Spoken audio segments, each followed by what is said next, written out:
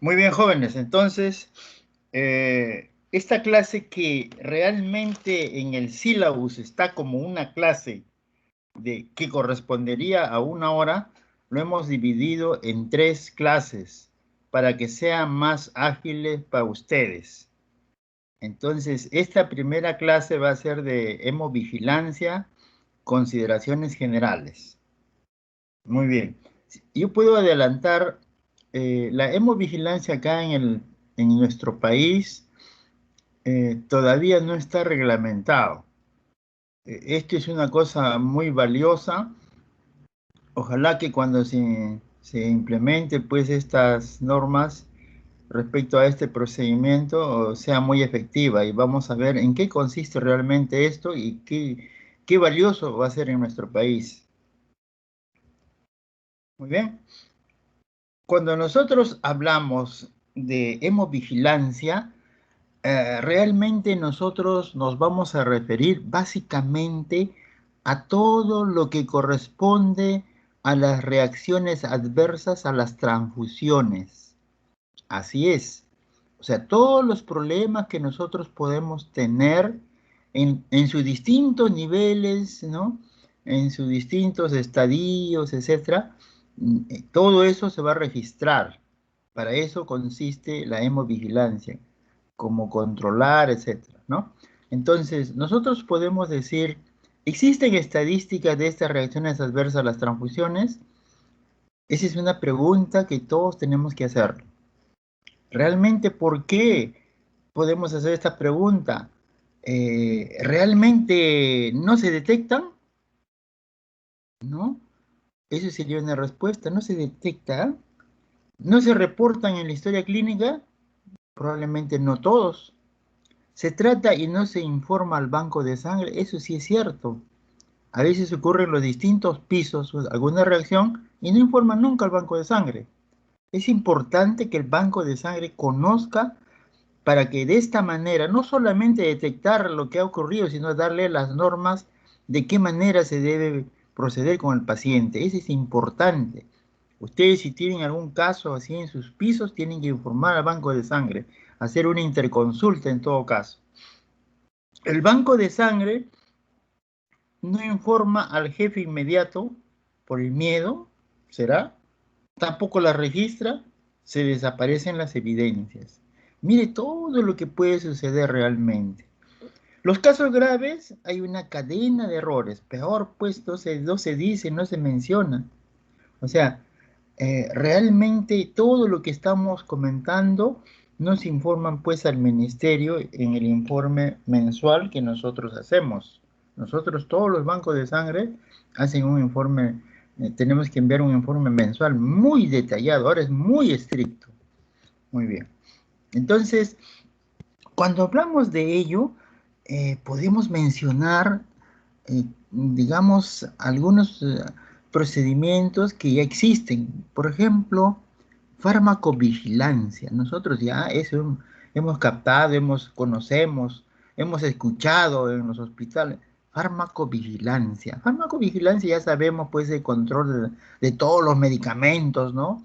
Para ver su efectividad, su eficacia, todo lo que conocemos del banco de sangre para ver digamos, qué reacciones van a presentar estos medicamentos en determinados pacientes, ¿no?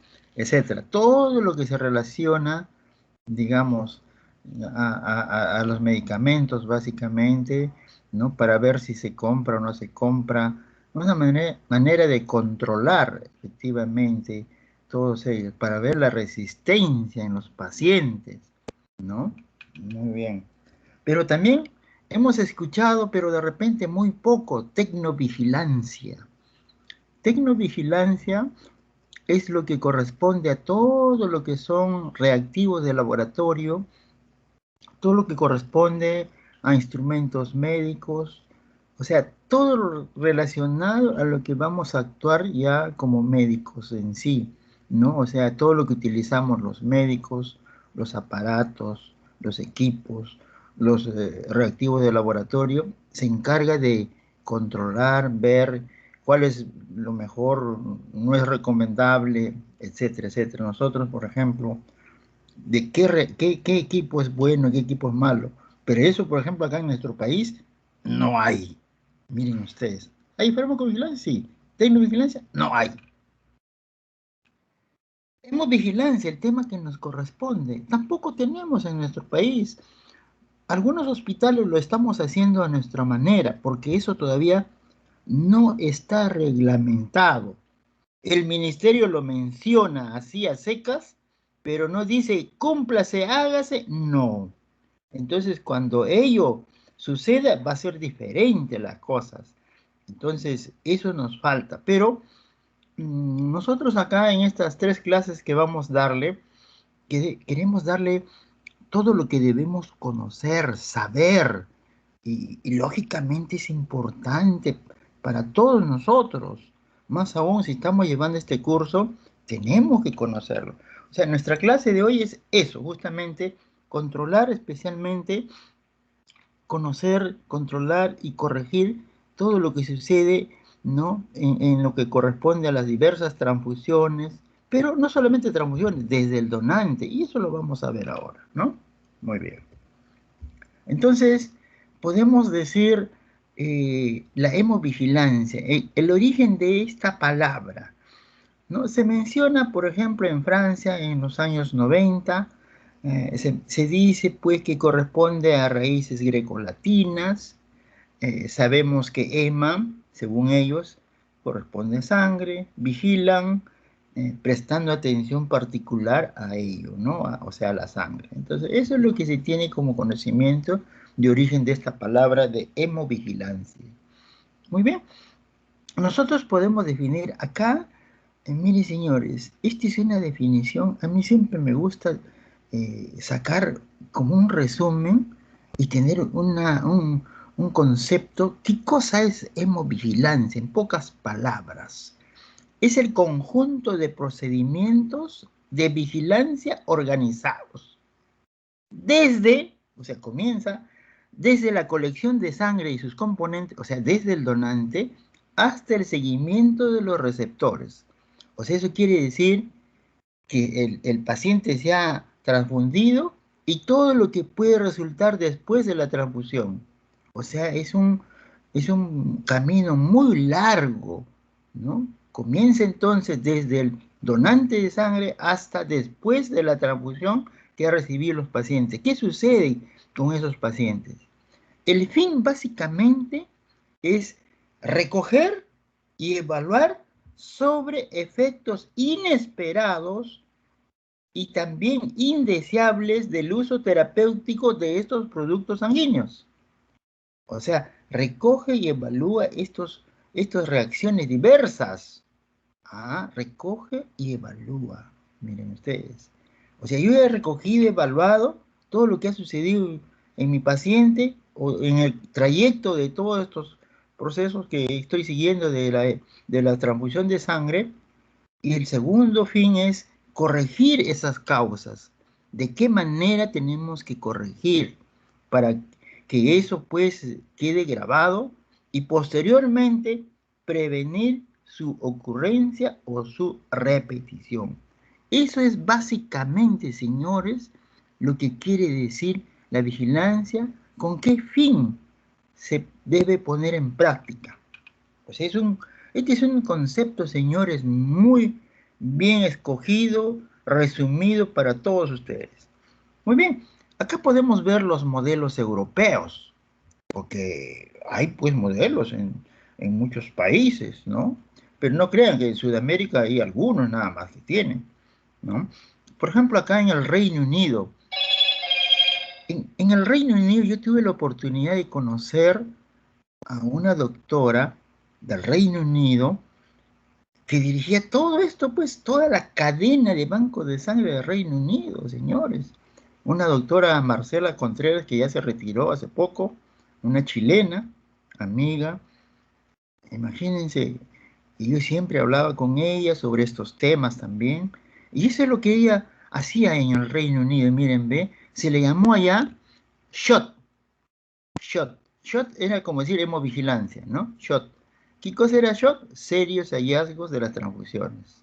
O sea, ahí está más o menos, ¿no? De lo derivado de las abreviaturas en inglés, ¿no? SHOT. O sea, realmente este era un modelo independiente de la autoridad sanitaria. O sea, el gobierno, el Ministerio de Salud, no intervenía. Miren ustedes. O sea, eso es lo que queremos hacer acá. Nosotros, yo por ejemplo, en el Seguro Social, probablemente este año vamos ya a iniciar esto. No hay nada del Ministerio de Salud. Nosotros como Seguridad Social vamos a tener que implementar y hacer esto, ¿no? Más aún, yo soy parte del Comité Técnico de Medicina Transfusional y Patología Clínica del Seguro Social. Entonces nosotros podemos plantear que ya de una vez se ponga en práctica esto. Y lo que vamos a hacer acá en todas estas 3 clases, por ejemplo, es un modelo que nosotros podemos hacerlo a nivel de Seguro Social, ¿no? Dice, dependiente de la sociedad científica de colegios médicos, o sea, no tienen que ver nada, ¿no? Estas autoridades dependientes, ¿no? Muy bien, con recursos muy limitados, así es, porque ellos mismos se financian este shot, y alta participación hospitalaria, entre comillas e interrogante, ¿no? ¿Será realmente alta participación hospitalaria? Nada más que hospitales y el resto no lo sabemos. Vamos a ver más adelante.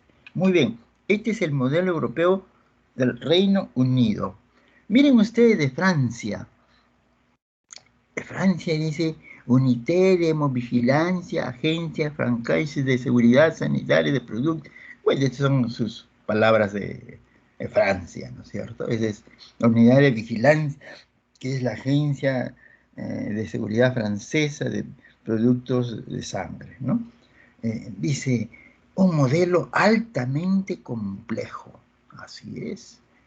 Responsable específico de hemovigilancia en hospitales. Pero acá viene lo bueno, miren. Declaración obligatoria de todo tipo de efectos. Todos los efectos tenía que declararse. Había un informe anual muy similar al británico, el que hemos visto anterior. Y llama la atención en este y en el Reino Unido, no recogida de efectos del donante y incidentes también durante el procesamiento, ¿no? Esa es una cosa que llama la atención que no lo incluyen, ¿no? Pero en este modelo que vamos a explicar está incluido todo lo que estamos comentando, ¿no? Y miren acá, España, en el 2005 ya, ellos dicen, a mí me gusta este modelo español, señor, ahora van a ver por qué. La sanidad española, dice, adaptará un sistema de hemovigilancia que establece criterios estrictos de control, miren acá, para intentar acercarse al riesgo cero en transfusiones sanguíneas. Mira, esta es una palabra maravillosa que yo siempre no me canso de repetir, para intentar acercarse al riesgo cero. ¿Eso qué quiere decir, señores? Ustedes van a ver, ustedes cuando han visto donación de sangre, el foro que han hecho, etcétera, etcétera, ustedes han visto, dice, procedimientos para intentar obtener una sangre segura. Eso no existe. No existe sangre segura. Grábenselo bien desde ahora. Lo que dice el ministerio es una mentira. Pero miren acá los españoles, lo que dicen, para intentar acercarse al riesgo cero. Esa es una bonita palabra que mejor debemos emplearla. Yo siempre les he dicho a ustedes, hay que tener mucho cuidado en las palabras. Hay que saber de qué manera mejor nos expresamos, ¿no? O como dicen, por ejemplo, yo veo hasta en los periódicos, en la televisión, dice, eh, por ejemplo, dice despistaje de cáncer de cuello uterino. Despistaje, qué manera tan horrible de hablar. Yo puedo poner descarte, sí, pues.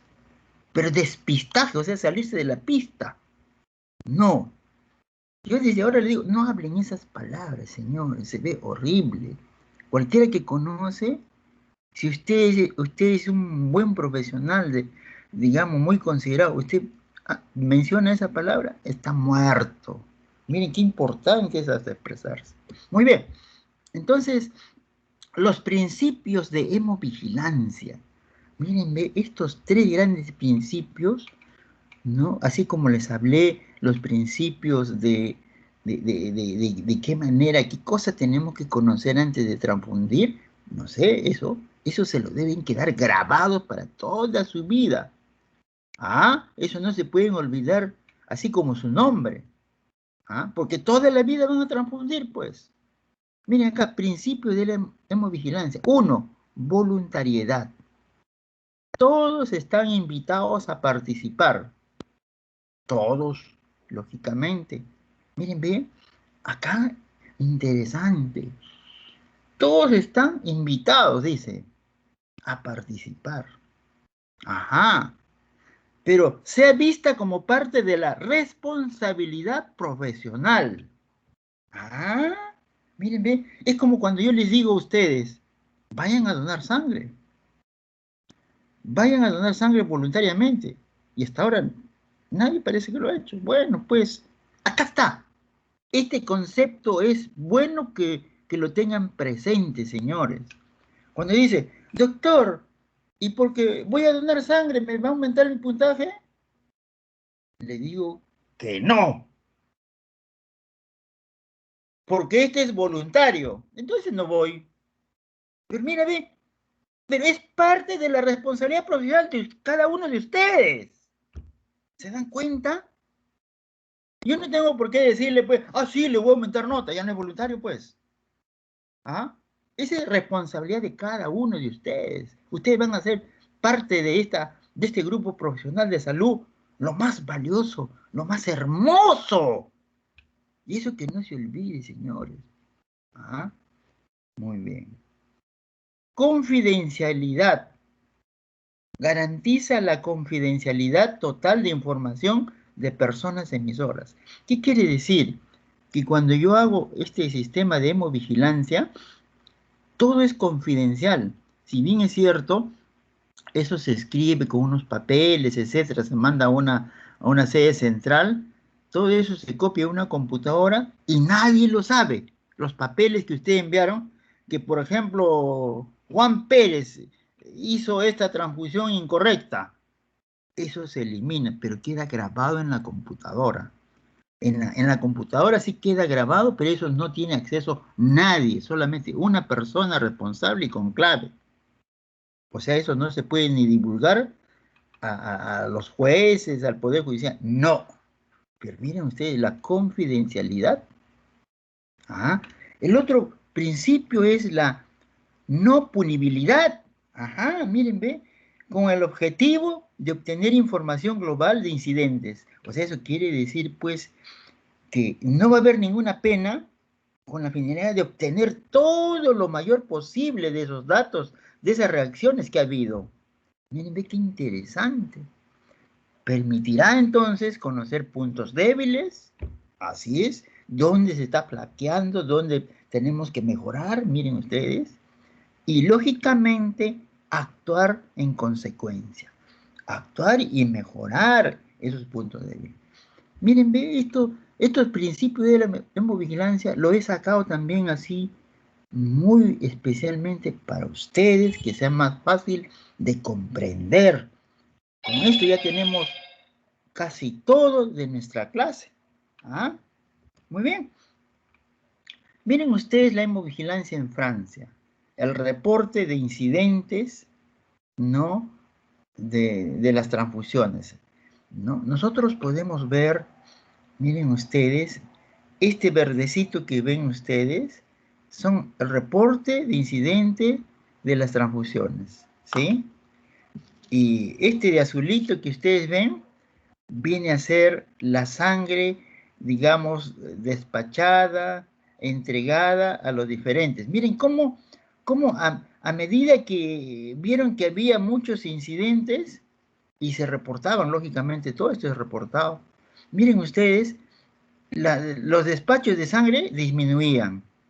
Miren, ve, disminuían. O sea, ¿qué cosa dirían? Pues no, no hay que ponerle mucha sangre porque miren, ve, nos están mirando sobre los problemas, las reacciones, o será indebido esta transfusión. Miren, ve, comenzó a bajar. Entonces, eso realmente es bueno, ¿no? A veces nosotros los médicos abusamos de transfusiones. Y si ustedes siguen abusando ahora, se van a ir a la cárcel. Ya no el que trabaja en banco de sangre.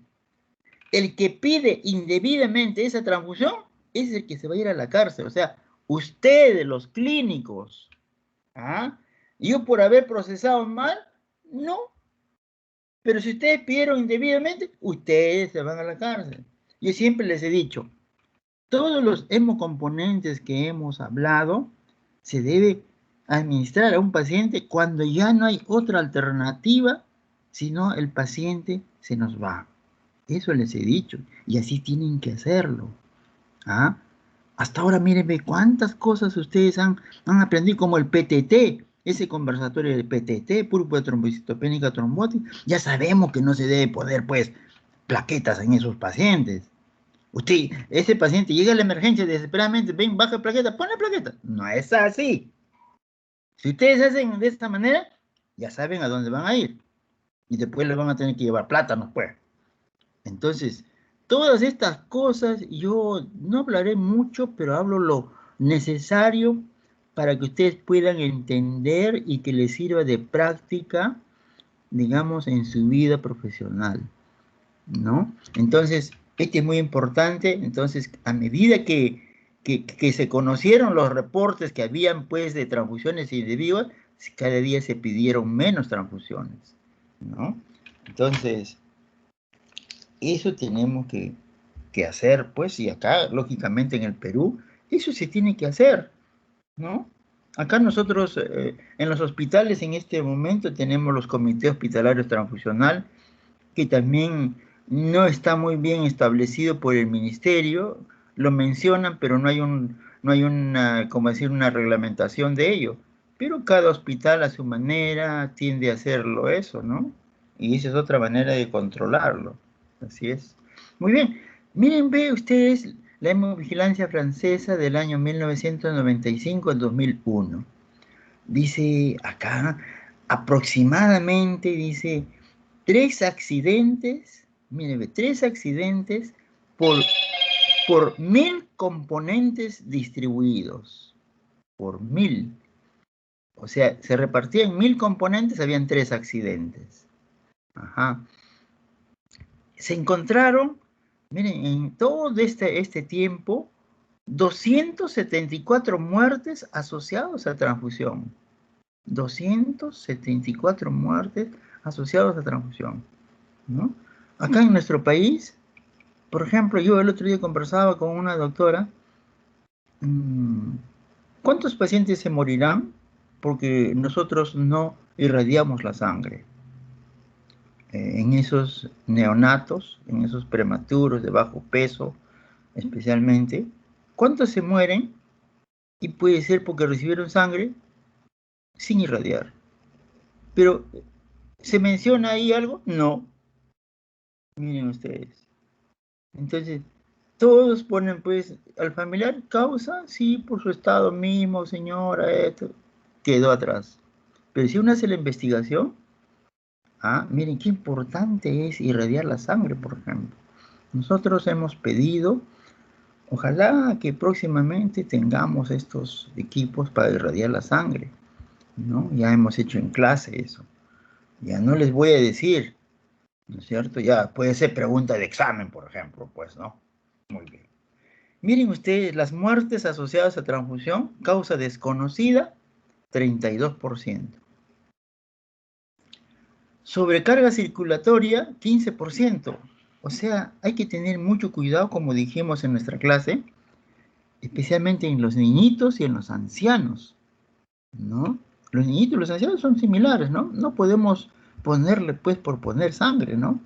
Y yo me acuerdo de un viejito que venía a ponerse sangre de RH negativo al hospital. Como ustedes ven, que la sangre sale, pues, cae en gotitas, gotita, gotita, gotita. Este viejito, pues, qué cosa habrá dicho, ¿no?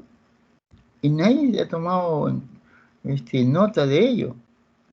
Se había abierto la llave y casi en una hora nomás o menos se había puesto toda la transfusión. Entonces, y nadie se dio cuenta, pues, que a qué hora habría acabado, comenzado y acabado, ¿no? Bueno, acabado sí, pero a qué hora había comenzado. Bueno, el señor aparentemente ahí estaba bien, ya terminó y se fue a su casa. Y en su casa llega, le faltaba aire. Miren ustedes. Inmediatamente, nuevamente al hospital, emergencia. ¿Qué había pasado? El paciente tenía edema pulmonar por la sobrecarga circulatoria. Entonces tenemos que tener mucho cuidado en los niñitos y en los ancianos. Bueno, también hay presencia de contaminación bacteriana, a veces no actuamos bien, a veces no limpiamos, miren ustedes, a veces no limpiamos bien el brazo donde se hace la puntura para la extracción de sangre, hay que tener mucho cuidado, ¿no? Si pasamos ya el alcoholcito, otra vez la agarramos con el dedito y ¡pum!, después hincamos. No es lo más correcto. Eso tenemos que cambiar, ¿ya? Entonces, ese es uno de los motivos que se puede contaminar la sangre. Pero lo que ocurre más es cuando, por ejemplo, sale la sangre a sala de operaciones, le piden 2 unidades, una unidad nada más le transfundieron y la otra está ahí, está más de 3 horas, y después devuelven la sangre a banco de sangre. O después de 3, 4 horas le ponen la sangre en misma sala de operaciones. Entonces eso puede llevar a la contaminación bacteriana. Nosotros sabemos que las fluctuaciones de temperatura hace que haya proliferación de gérmenes. Entonces tenemos que evitar ello. Si ustedes van a operar de uno en uno, digamos de preferencia, de poner la sangre y ir cada rato, pues el técnico, para eso está el técnico. Lógicamente en otros países el sistema es diferente, ¿no? Por medio de unos tubos, con una presión, llegue inmediatamente a su destino, ¿no? Ojalá algún momento, pero acá estamos con los técnicos tienen que bajar pues al banco de sangre y llevar la sangre, cuantas veces sea necesario. Esa es la mejor manera. No debe estar la sangre en sala de operaciones o en su piso, ¿no? O a veces lo guardan todavía en la refrigeradora. Esas refrigeradoras comunes, pues corrientes, no tienen la temperatura adecuada. O a veces lo han guardado hasta en freezer. Ya pues ahí se moliza. ¿Y cómo van a poner eso? Entonces, todas estas cosas son cuidados que como banco de sangre nosotros tenemos que velar, ¿no? Y miren, ve, esto se detecta pues en la hemovigilancia. Así es. Muy bien, ese es 9%. La incompatibilidad BO, 4.7%. Eso ha ocurrido en el hospital también. Han llevado la sangre simultáneamente para 2 pacientes, uno de grupo O, otro de grupo A. Yo me acuerdo un paciente que estaba operándose de neurocirugía. El paciente era de grupo O. Entonces llevan la sangre que era de él, de grupo O, le dan al otro paciente que era de grupo A, y ese paciente estaba tranquilo. Pero este paciente, miren ustedes, a raíz de que hemos visto los últimos conversatorios, el paciente estaba a lo mejor, no había ni cambio de presión ni nada. Y de pronto la enfermera se da cuenta en la colecta de orina, como están permanentemente conectados, y ven pues el cambio de color y se dan cuenta, miren ustedes, o sea, había una hemoglobinuria, ¿no? El conversatorio que hemos visto la vez pasada, o sea, había una activación del complemento ahí que estaba produciéndose una hemólisis intravascular, ¿ah? Pero el paciente no se alteraba nada. ¿Por qué? Porque esos pacientes de neurocirugía reciben diuréticos potentes como el manitol, y estaba lo más campante el paciente, señores. Imagínense algo que lógicamente pues llamó la atención, casi la mitad de la bolsa le habían puesto de sangre al paciente. Y lógicamente tuvieron que darle más manitol, etcétera, ¿no? Y corrigieron inmediatamente. Eso en otros pacientes que no hubieran recibido manitol, fatal. Pero miren ustedes, ¿no? Las cosas que pueden ocurrir. Hay en todas partes del mundo. Mira acá 4,7%. Incompatibilidades inmunológicas. Bueno, esas son las otras incompatibilidades, por ejemplo, por IgG, generalmente reacciones extravasculares, ¿no? Reacciones alérgicas, 2,6. Estamos hablando de Francia, ¿no? Miren, reacciones alérgicas. Cuando ya un paciente tiene una reacción alérgica, hay que estar muy atento, ¿no? Entonces, eso comienza pues con un rash, un prurito, ¿no? Después comienza teniendo tos el paciente y luego puede venir una reacción anafiláctica, pues, y se puede morir el paciente. Entonces, eso tenemos que estar alerta. A veces esas reacciones alérgicas, bueno, pues son leves. Entonces uno le da su antihistamínico, ¿no? Y con eso debe supuestamente pasar, uno va observando al paciente, ¿no? Si eso se quitó, ya continuamos, pues. Pero si eso no continúa, tenemos que sacar esa transfusión, cambiarla, ver por qué causa, ¿no? Ya hemos visto las causas esas, ¿no? ¿Qué cosa, a qué se debe? Ya hemos hecho en su debido momento esas clases, etcétera, ¿ya? Pero hay que tener mucho cuidado porque eso puede ser camino a una reacción anafiláctica, ¿no? A veces uno está transfundiendo sangre y de pronto el paciente comienza a toser. Comienza a toser. Señor, ¿usted desde cuándo está con tos? Así se le pregunta al paciente. No, doctor, recién me ha dado tos ese. Y otra vez, ya, pues ese es un aviso pues suficiente. Ese es un inicio de una reacción anafiláctica y se tiene que actuar inmediatamente. Ya son reacciones muy serias, ¿no? Infección debido a transfusión, ¿no? Por hepatitis B y C, por ejemplo, 3%. Hay todavía ese problema. Debe ser más aún por hepatitis C. Ya hemos hablado también eso bastante y por qué, ¿no? Toda esa clase les hemos hecho a ustedes. Si es que han entendido, lógicamente, yo les he hablado claro, ¿no? De HIV, 1%. ¿No? Todo esto es lo que pasa pues en otros países, ¿no? No solamente en nuestro país, ¿no? En Francia también, miren ustedes la etiología, cuáles son estos incidentes inmediatos, ¿no? Un alto porcentaje, 52%, reacciones alérgicas, justo lo que estamos hablando, ¿no? Ya sabemos ese pequeño rash y todo, eso es lo más común, ¿no? Pero eso es alerta para nosotros, ¿no? Tenemos que tener mucho cuidado en esos pacientes, ¿no? Luego tenemos acá fiebre no hemolítica debido a las transfusiones, miren ustedes, ¿no? Miren, buena cantidad. Y esto generalmente se debe a los leucocitos, ¿no? Hay pacientes que uno le pone sangre y comienza a tener fiebre, escalofríos. Entonces, eso es debido a los leucocitos. Hay que ver, en primer lugar, porque puede ser debido a esa bolsa de sangre nada más. Hay que controlar. Lógicamente, cuando ocurre eso, le damos su Panadol, así simple y llanamente, y si eso le pasa, ya continuamos la transfusión, ¿no? Y si eso prosigue, ya tenemos que eliminarlo. O sea, es un paciente con serias reacciones febriles no hemolíticas debido a la transfusión, entonces, este paciente en las próximas transfusiones hay que ver la posibilidad de ponerle los glóbulos rojos leucorreducidos y los otros productos celulares como son las plaquetas leucorreducidas, o sea, filtradas. Eso también hemos hablado en clase con ustedes. El otro tipo de incidente inmediato son las incompatibilidades que ya hemos hablado, miren, ¿ve?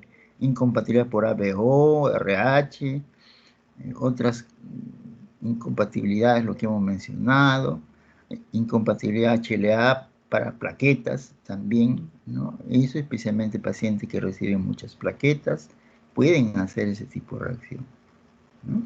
Muy bien.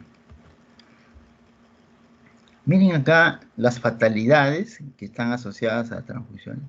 Fatalidades, ¿no? Los que se mueren finalmente. Acá está, miren, ve, la sobrecarga de volumen que hemos hablado. Miren, 25%, ¿no? Las transfusiones debidas a contaminación de hepatitis B y C, miren ustedes, otro 25%. Y acá tenemos, miren, ve, TRALI, un 25%, ¿no? TRALI, que quiere decir injuria pulmonar aguda debido a la transfusión. Injuria pulmonar aguda debido a la transfusión. Estas son siglas en inglés, ¿no? Entonces, miren ustedes, eso generalmente ocurre, pues, en los donantes con antecedentes que han tenido transfusiones, o en el caso de las damas que han tenido bebés. Ellas pueden tener anticuerpos anti-HLA y provocar este tipo de reacciones. A veces, cuando no se pueden tratar inmediatamente, miren, puede haber fatalidades. Entonces, miren lo que ocurre, ¿eh? Fíjense en el mundo. En Francia, en este caso, miren, incompatibilidades inmunológicas, ¿no? Menos 16%, ¿no? Entonces, acá también está fiebre no hemolítica debido a transfusión, 8%, ¿no? Entonces, hay que tener mucho cuidado con esos pacientes. Por eso, el acto transfusional es un acto médico. El médico tiene que estar ahí permanentemente. ¿Ah? No, yo me voy, no. Tiene que estar ahí el médico, es el único responsable. Si usted se va, usted es responsable. ¿Ah? Entonces, miren ustedes acá las tasas de reportaje. Nosotros dijimos que en el Reino Unido no era obligatorio, pero en Francia sí era obligatorio. Mírenme, por la misma cantidad que se transfundía en ambos países, en el Reino Unido habían pocas notificaciones. Ajá. Comparado con Francia, que era obligatorio, miren la cantidad de notificaciones que existían. Entonces, para que ustedes vean, y eso es bueno para corregir todo lo que se puede presentar, pues, en los pacientes, ¿no? Entonces, realmente poner la hemovigilancia como parte obligatoria va a ser muy importante en nuestro país. Y aquí, nuevamente, el sistema de banco de sangre del Reino Unido, miren ustedes, eso que estamos hablando de la doctora Marcela Contreras. Marcela Contreras fue, pues, por muchos años la jefa de esta cadena de banco de sangre del Reino Unido, señores. Chilena. ¿Ah? Imagínense, una chilena en el Reino Unido, donde el jefe anterior fue el doctor Mollison. Mollison, que tienen ustedes en su sílabus. El autor de ese libro grandazo. No sé si alguien lo ha leído algo. Entonces, ese señor Mollison, muchos años ha sido jefaturado por este señor, pues ahí, ¿no? Y en esa época que era jefaturado por este señor, fue un venezolano a aprender ahí, al Reino Unido, el doctor Jesús Linares. El doctor Jesús Linares, venezolano. El libro que también está en el sílabo de ustedes. Ajá. Jesús Linares, inmunohematología básica. Él fue que revolucionó el banco de sangre en todo Sudamérica. Imagínense. A él tenemos que agradecerle todo lo que hizo. Ah, él falleció hace 3, 4 años, falleció él. Él realmente, acá en el Perú, nos apreciaba mucho. A mi ex jefe que tuve acá en el Banco de Sangre de la Almenara, el doctor Cárdenas, y a mí. Éramos sus 2 únicos hijos en el Perú. Y nos querían mucho a nosotros. Por eso que nosotros, primero fue el doctor Cárdenas a Caracas a aprender más, y después fui yo. Los únicos peruanos médicos que fuimos hace mucho tiempo, el año 94. Entonces, Nosotros tenemos esa tecnología, ¿no? Tecnología pues del Reino Unido realmente, ¿no? Donde estuvo este doctor Linares allá en el Reino Unido, 9 años. 9 años pues aprendió, ya no, pues lo máximo, ¿no? Entonces, el doctor Linares para nosotros fue nuestro padre. Y realmente nosotros mucho lo sentimos cuando falleció hace 4 años. Mucho, mucho, mucho. Y yo estando en clase, así como ahora como ustedes, me enteré de su muerte. Un momento muy crítico realmente para mí. Bueno. Bueno, y acá miren ustedes, siempre hablando del Reino Unido, acá del sistema de banco de sangre del, digamos, régimen inglés. Miren la población, um, más o menos mayor de 50 millones. Miren, 50 millones de habitantes. Para que ustedes vean, Perú tenemos ahora 33 millones. Miren, las unidades de sangre que se obtenían eran 2.295.000, ¿no? Lógicamente está muy lejos de nosotros. El pool de plaquetas, miren, estamos 2003, ¿ah? Pool de plaquetas, 160.000. Para que ustedes vean una cosa muy importante, señores. Ustedes saben que en Japón, desde el año 98, ya no se utilizan plaquetas por aféresis, pero pool de plaquetas, perdón. Ya no se utilizan estas plaquetas. Pool ya no se utilizan. Todo es esto, plaqueta por aféresis. Ya sabemos los problemas, eso hemos hecho en clase con ustedes, no voy a hablar más. Plaqueta por aféresis acá en el Reino Unido, 96.000. Plasma fresco congelado, 299.000. Plasma para pediátricos, 5.000. Crioprecipitado, 77.000. Miren la cantidad variada, muy similar en proporción a nosotros, ¿no? Muy similar a nosotros. ¿Ah? Y es que hablamos de estas unidades de sangre, de esta población. Ya ustedes saben, pues, que el Hospital Almenara es el único banco de sangre del país que tiene 100% de donantes voluntarios. Y ustedes que son alumnos, no han ido nadie a donar. ¡Qué vergüenza para mí! Sinceramente se lo digo. ¡Qué vergüenza! Ese es el ejemplo que yo voy a dar a mis autoridades.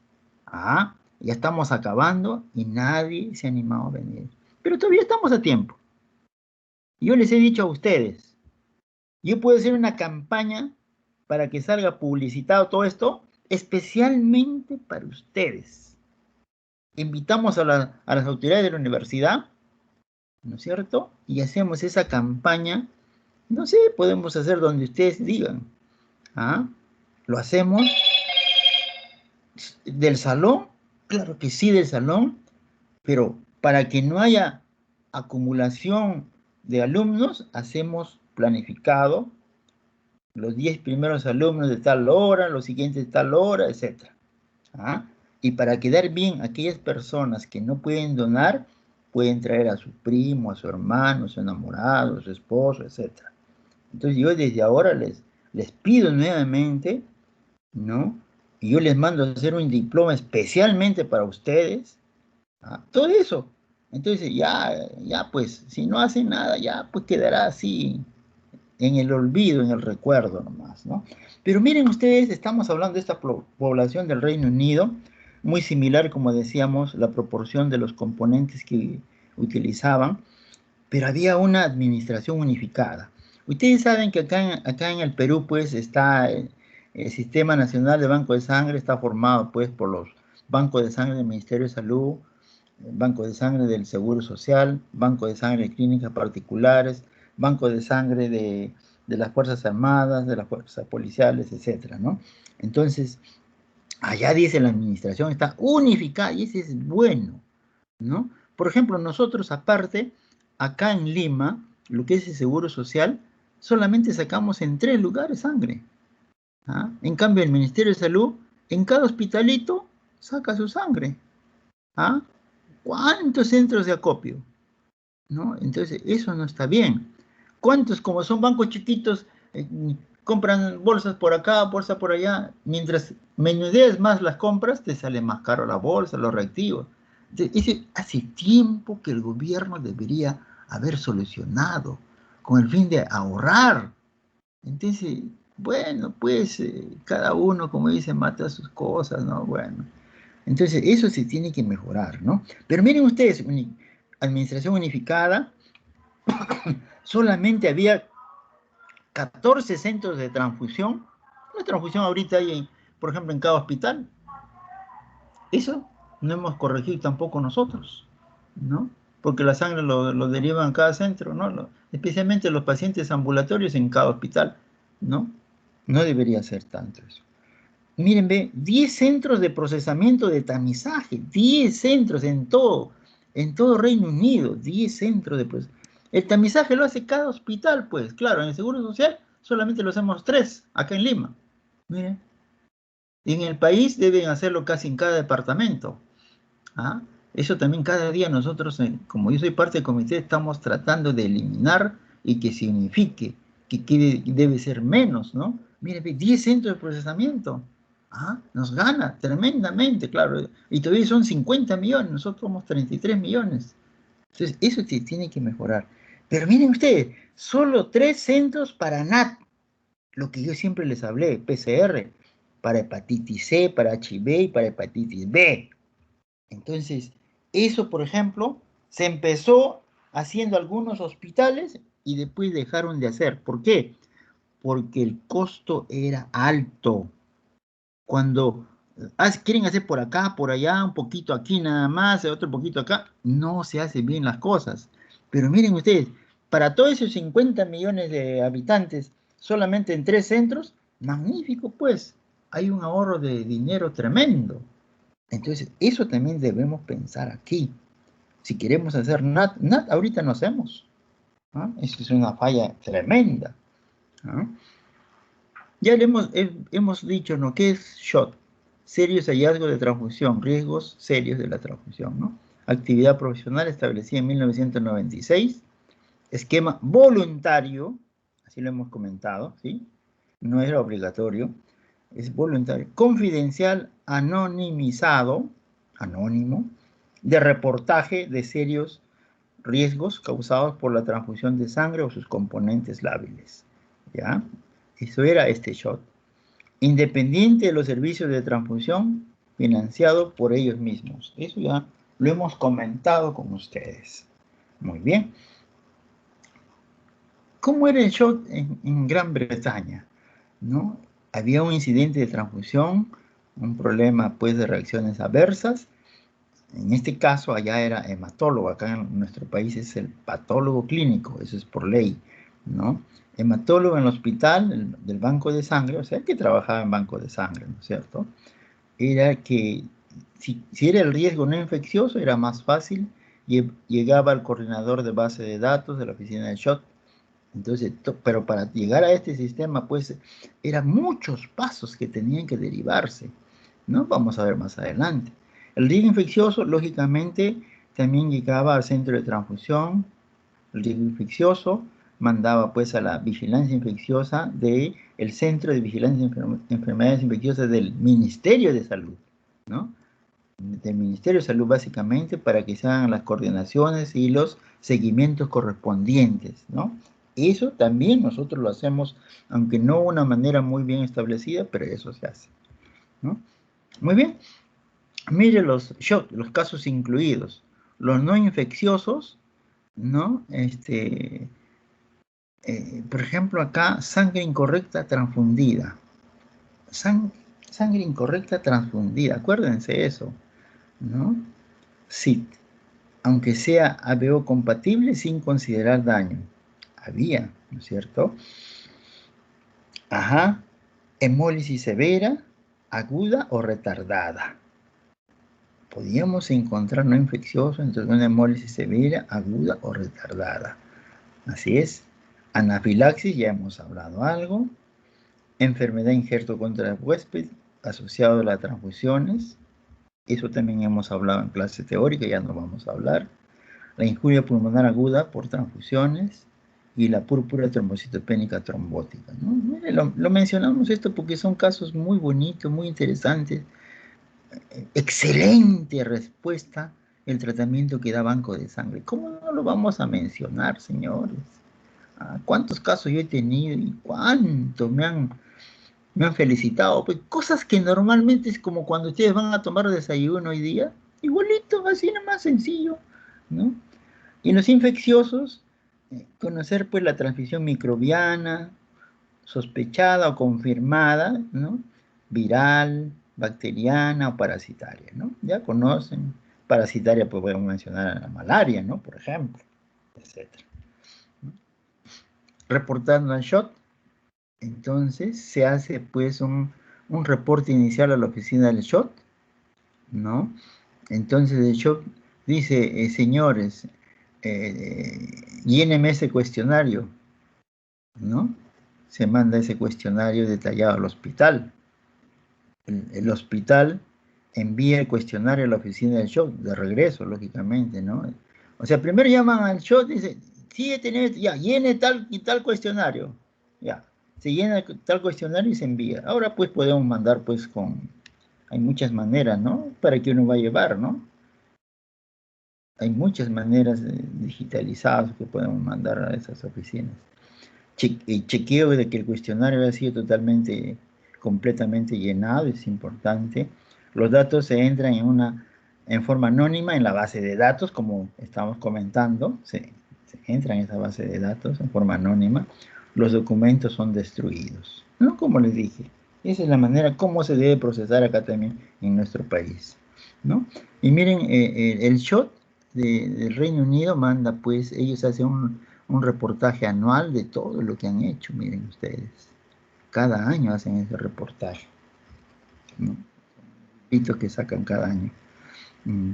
Miren los aumentos de reportaje año por año. O sea, esto que está de azulito, ¿no es cierto? O celestito, mejor celestito, son los reportajes iniciales y estos son los cuestionarios, los más oscuros, ¿no?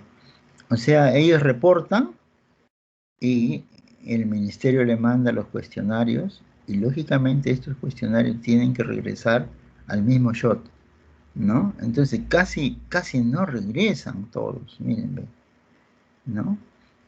Entonces deberían ser tan iguales, ¿no? Acá hay una baja, ¿no? Acá casi igual, etcétera. Acá no reportan, miren, ¿ve? No hacen el reporte, no envían el cuestionario totalmente, ¿no? Pidieron 480, solamente 457 cuestionarios regresaron, ¿no? Pero es algo, ¿no? Y esto, pues, como dije, no era pues, obligatorio, ¿no? Era voluntaria nada más. ¿Ven? Mire, comparación acá, miren acá, la comparación de los reportes iniciales. Acá, pues, vemos todos los reportes iniciales acá, del total. Acá la transfusión incorrecta de sangre, ¿no es cierto? Reacciones agudas debido a la transfusión, reacciones tardías, PTTT, injerto contra el huésped y otros, ¿no? Entonces, pero miren ustedes, si vemos acá, esta transfusión incorrecta de sangre eran los casos más altos, miren ustedes. Entonces, en ello nosotros nos vamos a pasar transfusiones incorrectas de sangre, ¿ya? Eran los reportajes que con mayor incidencia se hacían, ¿no? Y acá tenemos, miren ustedes, ¿no? Los errores de estas transfusiones incorrectas de sangre en esta época y dentro de ellas, ¿cuáles eran? Miren ustedes acá, muestras y la administración, o sea, los errores más frecuentes eran en la toma de muestra y en la administración. O sea, sacaban equivocadamente la muestra o la muestra llegaba para Carlos y le pusieron Lucía, por ejemplo, ¿no? Y la administración igualito. Hicieron todo bien la prueba de compatibilidad, todo. En vez de ponerle a Carlos, le pusieron a Juana. ¿Ah? Entonces, eso era, miren bien, los casos más frecuentes de transfusión incorrecta de sangre. Bueno, acá dice en el laboratorio se equivocaron, errores técnicos, las solicitudes, a veces en los centros de transfusión, etc. Pero lo más frecuente, como dije, la muestra. Y eso tenemos que analizarlo. Cuando había todos estos problemas, se llenaban estas fichas. Se llenaban estas fichas, que era muy importante, ¿no? Estas fichas, miren, cuestionar la notificación de un incidente relacionado a la preparación de componentes, relacionado a la donación, errores en la donación, ¿no? Conforme. Pero miren ustedes, a partir de ese momento, en este lugar, en el Reino Unido, a todos los pacientes le pusieron código de barra. Qué interesante el código de barra para no equivocarse, los errores más frecuentes en muestra de administración. O sea, si yo saco una muestra, voy, pico la código de barras, igual en el tubo, y esa es la muestra. Y llevo ya, hago la prueba cruzada, vengo con la bolsa de sangre preparada, pico otra vez antes de poner, corresponde, y ya está. Miren, como un simple código de barras. ¿Cuánto cuesta eso? Eso cuesta como un sol, 2 soles a cada paciente. Nuestro hospital de Minara tiene ese sistema, por ejemplo, ¿no? Entonces, cada día uno va mejorando todas estas cosas. Y estas cosas son importantes, pues, para todo lo que nosotros hacemos, especialmente para evitar todos estos errores que estamos mencionando. Esto de acá, este brazalete, es muy importante, señores. Ustedes exijan donde van a trabajar que se emplee este código de barras para, si ustedes van a ser director de un hospital, de una clínica, ni hablar, no tiene, se van a ganar pues su madre, cuánto de, se van a aumentar su quilate, ¿no? Entonces, este es importante, ¿ya? Creo que hemos acabado nuestra clase, estas consideraciones generales. No sé si hay alguna pregunta. ¿Alguna pregunta de ustedes?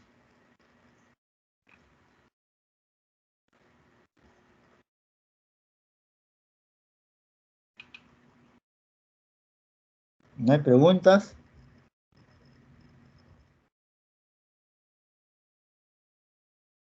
Jóvenes, no hay preguntas entonces. No, doctor. No me han escuchado nada, seguro. Ah. Mira, todos estos temas son así bonitos. Yo quisiera pues de que digamos todo se haga de esta manera para poder lograr, ¿no? Porque en una hora que está programado no íbamos a hacer los 3 partes. Para que ustedes tengan mejor conocimiento, lo he dividido así, ¿ya? Entonces ya la próxima clase lo haremos mañana. ¿Está bien? Mañana a las 4 de la tarde. ¿Está bien, delegado? Sí, doctor, para las 4. Y la tercera clase para que